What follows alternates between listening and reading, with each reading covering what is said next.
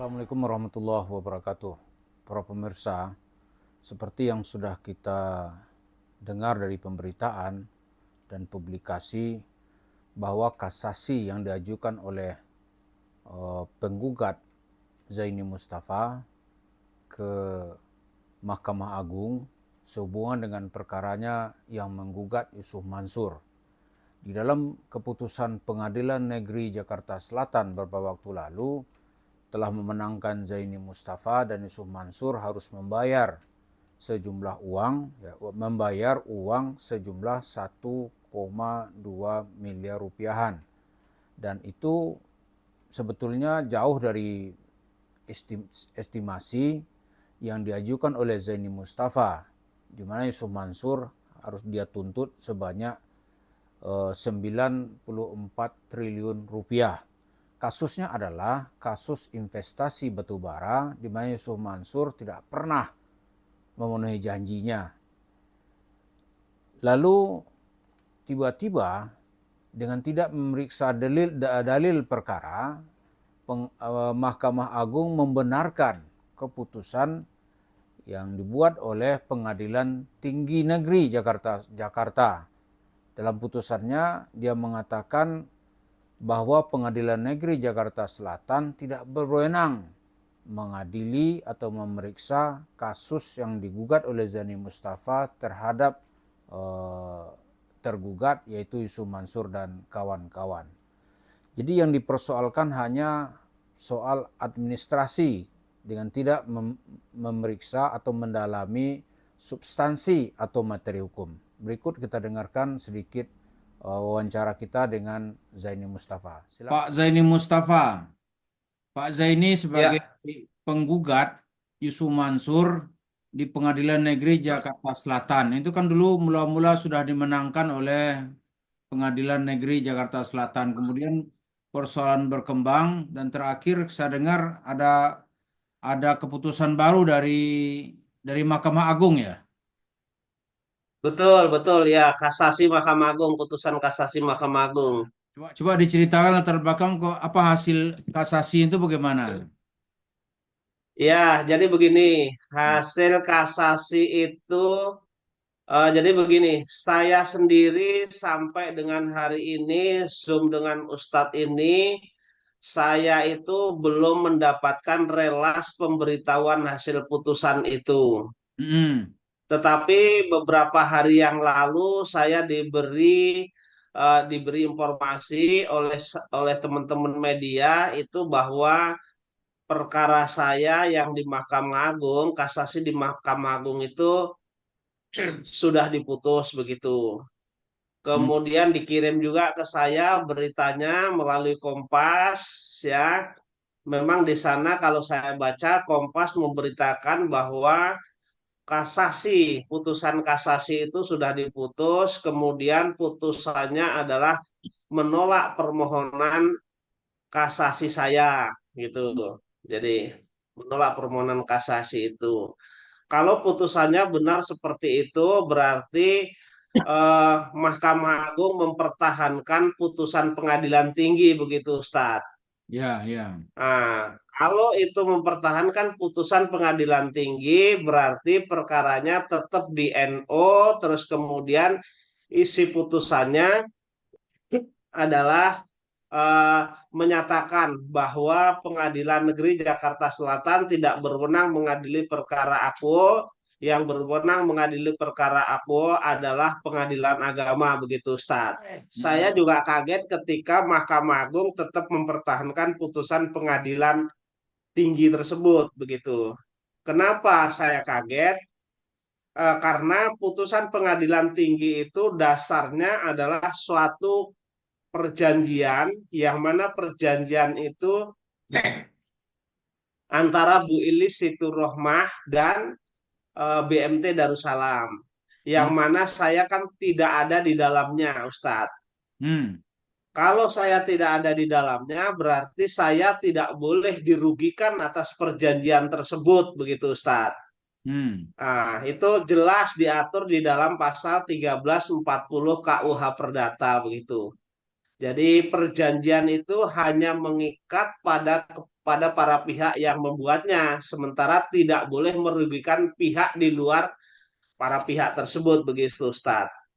Kemudian kalau kita merujuk kepada pasal 1338, perjanjian itu kan merupakan undang-undang bagi yang membuatnya. Berarti orang yang tidak membuat tidak juga terikat dalam perjanjian itu, begitu Ustadz. Mhm. Nah, dan saya di dalam memori kasasi saya itu jelas sudah menguraikan bahwa pelanggaran-pelanggaran terhadap putusan pengadilan tinggi itu ada beberapa hal, begitu Ustadz. Di antaranya mungkin saya bacakan karena ini banyak. Salah satunya adalah satu, salah dalam menilai dan menerapkan alat bukti P5. P5 itu penggugat 5. Kemudian keduanya melanggar ketentuan hukum pasal 314 1340 KUH Perdata. Kemudian selanjutnya salah menerapkan ketentuan hukum pasal 134 HIR. Kemudian salah dalam menerapkan buku 2 Mahkamah Agung RI tentang pedoman teknis administrasi pelaksanaan teknis peradilan tahun 2009 halaman 52. Kemudian melanggar ketentuan hukum pasal 184 ayat 2 HIR. Kemudian melanggar ketentuan hukum pasal 25 ayat 1 Undang-Undang RI nomor 4 tahun 2004 tentang kekuasaan kehakiman. Kemudian melanggar asas hukum dalam buku 3 yaitu KUH Perdata yang bersifat terbuka. Kemudian melanggar ketentuan hukum dalam keabsahan berkontrak yang diatur dalam ketentuan pasal 1338 KUH Perdata. Jadi jelas bahwa putusan pengadilan tinggi itu sebenarnya melanggar apa yang saya sebutkan tadi. Nah, ketika itu kemudian saya kasasi dan itu masih dipertahankan, ini saya menjadi tanda tanya begitu. Apakah Mahkamah Agung hanya tukang stempel mengesahkan saja kan begitu, Ustadz? Iya, iya, iya. Begitu, Ustadz. Kan memang di Mahkamah Agung itu kan tidak lagi memeriksa alat bukti kan, dan saksi apa kan tidak ditanya-tanya lagi, hanya dari dokumen yang masuk kan itu yang diputuskan gitu. Ya. Ya, jadi dari dokumen itu pelanggaran-pelanggaran itu kan dipelajari apa pertimbangan hukum pengadilan tinggi, kemudian apakah itu sudah benar penerapannya atau belum, itu kan harus dipelajarin oleh hakim Mahkamah Agung, hakim kasasi Mahkamah Agung begitu, Ustadz. Sekarang ini itu upaya hukum apa lagi yang bisa, kan baru NO nih Pak. NO itu kan sebenarnya ya Bapak sebagai penggugat belum menang gitu ya. Artinya Ya, apa yang dituntut selama ini tidak bisa direalisasikan, ya kan? ya, ya. Itu supaya hukum apa yang Begini Ustadz. Hmm. Ya, jadi putusan yang diputus oleh kasasi Mahkamah Agung ini Hmm. sebenarnya eh, belum final, Ya. belum final atau belum finish lah begitu ya. Hmm. Artinya dengan adanya putusan kasasi Mahkamah Agung ini saya mempunyai dua hak.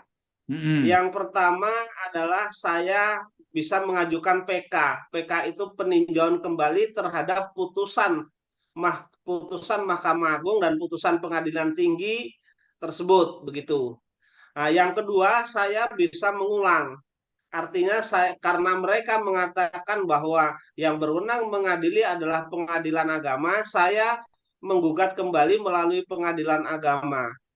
Namun dengan adanya namun dengan adanya kejanggalan-kejanggalan dalam perkara ini, begitu banyak hal-hal yang dilanggar oleh pengadilan tinggi dalam memberikan putusan, kemudian dikuatkan oleh pengadilan seolah dikuatkan oleh Mahkamah Agung, tentu saya ingin menguji lagi di tingkat PK begitu Ustadz. Dan saya ingin menguji di tingkat PK tersebut. Nah, waktu untuk menguji itu adalah waktunya 180 hari eh, atau 6 bulan setelah saya menerima relas pemberitahuan putusan. Saat ini kan belum menerima ini saya, begitu. Benar. Nah, kemudian syarat mengajukan PK itu ada 2 syarat, boleh salah satunya, boleh dua-duanya. Syarat salah satunya adalah putusan tersebut mengandung kekeliruan atau kesalahan dalam menerapkan hukum atau menerapkan alat bukti dan seterusnya. Nah, yang kedua adalah saya mempunyai alat bukti baru. Nah, alat bukti baru biasanya disebut novum ini.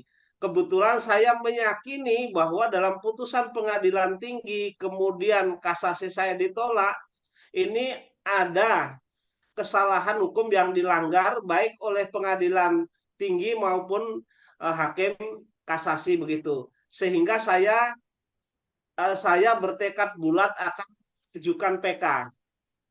Nah, kalau nanti PK misalnya masih tetap hakim Majelis Hakim PK itu mengatakan bahwa ini yang berwenang mengadili adalah pengadilan agama, tentu saya akan mengajukan gugatan dari awal lagi melalui pengadilan agama begitu. Tapi saya berkeyakinan seyakin-yakinnya, 100% saya seyakin-yakinnya bahwa putusan pengadilan tinggi kemudian putusan kasasi Mahkamah Agung ini sangatlah dipaksakan. Oleh karena itu, mau tidak mau harus saya uji juga di PK begitu. Dan selanjutnya ketika PK memang tidak berhasil, ya apa boleh buat kita ajukan gugatan dari awal lagi melalui pengadilan agama begitu.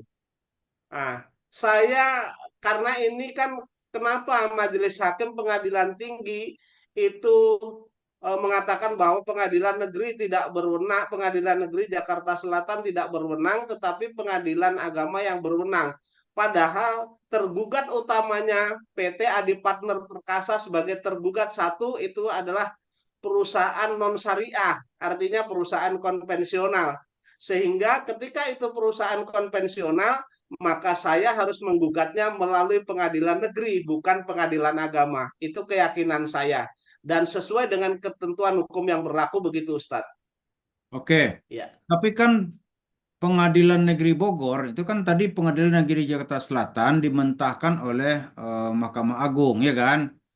Lalu Ya, ya. Pengadilan Negeri Bogor kan sudah bisa menerima ini yang berhak mengadili pengadilan umum gitu. Gimana Pak Jeni? Kan Jadi begini, kasus sama. ya, ya, di dalam perjanjian antara Bu Ilis sendiri ya yang saat ini sebagai penggugat di perkara 147 itu kan mereka mengajukan gugatan di Pengadilan Negeri Bogor. Hmm. Lalu di sana Yusuf Mansur sebagai tergugat dua itu juga mengajukan eksepsi bahwa Pengadilan Negeri Bogor tidak berwenang mengadili perkara ini, yang berwenang mengadili adalah pengadilan agama. Namun hakim melihat perjanjian tersebut telah ada pilihan hukum ya. Pilihan hukum itu jelas dicantumkan di dalam perjanjiannya Bu Ilis ya. Itu menyatakan bahwa kalau terjadi permasalahan mereka akan menyelesaikan melalui Pengadilan Negeri Bogor. Makanya eksepsi Yusuf Mansur itu ditolak oleh Pengadilan Negeri Bogor dan putusannya dikabulkan oleh Pengadilan Negeri Bogor di mana Yusuf Mansur di sana dihukum untuk membayar kerugian material sebesar 4,075 miliar begitu Ustaz. Selanjutnya dihukum juga untuk membayar biaya perkara hampir sekitar 9 jutaan lah itu begitu. Ya, jadi Ya. nampaknya kasus Pak Zaini yang menggugat Yusuf Mansur ini soal terjemahan administrasi hukum ini. Ya Betul, kan? betul Ustaz. Ini terjemahan administrasi hukum tapi bukan substansi hukum, bukan substansi permasalahan gitu. Tapi saya lihat Ya. Mansur seolah-olah sudah berpesta-pesta dia menang, ridho Allah segala macam gitu. Gimana Pak? Nah, itulah kesalahan dan ketidakmengertian mereka. Jadi justru di dalam perkara saya nomor 28 itu yang masuk materi pokok perkara itu adalah pengadilan negeri. Pengadilan negeri itu berdasarkan alat bukti yang saya ajukan, kemudian mereka berpendapat dan mempertimbangkan bahwa Yusuf Mansur dan kawan-kawan itu di sana adalah telah melakukan wan prestasi, kemudian merugikan saya kerugian material sebesar hampir 1,3 miliar kurang sedikit lah. Makanya Yusuf Mansur di sana dihukum untuk membayar saya 1,3 miliar kurang sedikit itu, Ustaz. Nah, kemudian dimentahkan oleh pengadilan tinggi hanya hukum acaranya saja, tapi tidak masuk pokok perkara, tetapi hanya hukum acaranya saja. Mereka mengatakan bahwa pengadilan negeri tidak berwenang mengadili, ya kan? Yang berwenang mengadili adalah pengadilan agama, yang digunakan adalah alat bukti Ibu Ilis itu. Ibu Ilis yang dimana saya tidak ada di sana. Jelas secara undang-undang itu diatur di dalam pasal 1340 KUA Perdata itu, perjanjian itu hanya mengikat, ya, hanya mengikat para pembuatnya, tidak mengikat pihak lain. Artinya saya di luar perjanjian tidak terikat. Makanya di sana hakim pengadilan tinggi itu menurut hemat saya telah salah dalam menerapkan alat bukti. Karena dia salah menerapkan alat bukti, maka juga salah dalam menerapkan undang-undang, begitu, Ustaz. Oke Pak Zeni, jadi kalau bisa saya simpulkan ini walaupun sudah 25 tahun reformasi politik, tapi nampaknya belum mengarah kepada reformasi hukum. Jadi semangat hukum kita masih seperti semangat hukum kolonial. Di orang-orang lemah itu ditindas gitu. Gitu kesan kesimpulan saya terhadap kasus Pak Men ini. Adapun yang berperkara uangnya banyak, orangnya hebat seperti Yusuf Mansur, itu serta merta ya menang gitu. Ya, ya, betul. Saya mengamini apa yang Ustadz katakan. Dan jangankan Ustadz, saya juga menganggap hukum ini masih menganggap siapa yang punya uang itu akan menang, Ustadz, begitu. Nah, dan ini juga kita tidak menampik. Pakar hukum kita, Profesor Mahfud kan juga mengatakan bahwa hukum di Indonesia ini amburadul. Makanya ini harus kita buka ke publik, begitu, Ustadz. Yalah, Bagaimana kita harus kita memperbaiki hukum niatkan ini, ini begitu. kita buka ke publik, ya bagaimana hasilnya nanti biar ada kesadaran agar semangat inlander itu dibuang gitu. Bahwa Indonesia ini sudah merdeka, semangat hukum juga harus bernuansa keadilan bagi semua warga negara. Mudah-mudahan ini kita semangat terus. Tidak ada lah cerita Baik, baik. kita akan mengalah melawan imperialisme hukum atau kolonialisme hukum gitu. Yang menindas orang Ya, atas dasar-dasar kekuatan materi. Ini sekarang yang dialami baik, oleh baik, hakim baik. terhadap Yusuf Mansur dan begundas-begundasnya gitu. Ya, boleh Demikian saya pesan ini sedikit, Ustadz. Pesan kepada penonton nantinya, Ustadz, atau ya, netizen. Jadi intinya putusan yang Yusuf Mansur seolah-olah mengatakan itu kemenangan, kemudian euforia dan lain sebagainya, itu sebenarnya belum final dan belum finish. Masih ada mekanisme hukum lagi, yaitu PK atau mengajukan gugatan ulang karena putusannya adalah NO. NO itu dalam bahasa Belandanya adalah Niet onafhankelijk verklaar. Artinya bukan ditolak, hanya tidak diterima. Itu baru masuk dalam hukum acaranya, belum masuk materi pokok perkaranya. Yang masuk materi pokok perkaranya sebenarnya adalah Pengadilan Negeri Jakarta Selatan itu. Mereka telah memeriksa alat bukti, kemudian mereka mempertimbangkan bahwa Yusuf Mansur dan kawan-kawan itu benar melakukan ingkar janji atau wan prestasi dan menghukum Yusuf Mansur untuk membayar kerugian material sebesar 1,3 miliar kurang sedikit itu, begitu, Ustaz. Jadi jangan berkecil hati bagi pendukung saya, begitu. Artinya saya akan mengajukan upaya hukum PK. Kalau PK misalnya gagal, tetap saya akan mengajukan gugatan kembali dari awal, begitu. Karena ini memang mekanismenya ada, begitu. Dan secara hukum dibolehkan, begitu. oke, mudah-mudahan Baik. Pak ini bersemangat Ya. terus sampai kita lihat kebenaran itu nampak dan kemenangan itu nyata di hadapan kita. Ya, Kebatilan itu akan kalah dengan kebenaran, walaupun ini harus berjuang cukup lama dan melelahkan. Insya Allah mudah-mudahan saya siap, Ustadz, gitu. Ya kita doakan Ya. Pak Zaini semoga tetap bersemangat dan kita semua berada di belakang Pak Zaini sampai Yusuf Mansur itu membayar atau dia kena kasus-kasus lain juga bisa terbuka. Ya. Nah, dari wawancara kita dengan Zaini tadi terlihat bahwa hukum kita seperti yang disebut oleh Profesor Dr. Mahfud MD, Menko Polhukam di era pemerintahan kedua Presiden Jokowi, dan terakhir beliau juga menjadi calon wakil presiden dari pasangan Ganjar Pranowo. Dia mengatakan hukum kita masih amburadul. Memang hukum kita tuh masih bernuansa kolonial. Semangatnya semangat kolonial. Jadi kaum inlander ini kan gampang dikalahkan, ditindas gitu. Orang-orang yang nyata-nyata sebagai penjahat, merugikan orang, itu tidak tersentuh oleh hukum. Di antara orang yang berlaku seperti itu, penjahat berpesta pora, itu namanya adalah Yusuf Mansur. Dia merugikan orang, tapi tidak bisa disentuh hukum.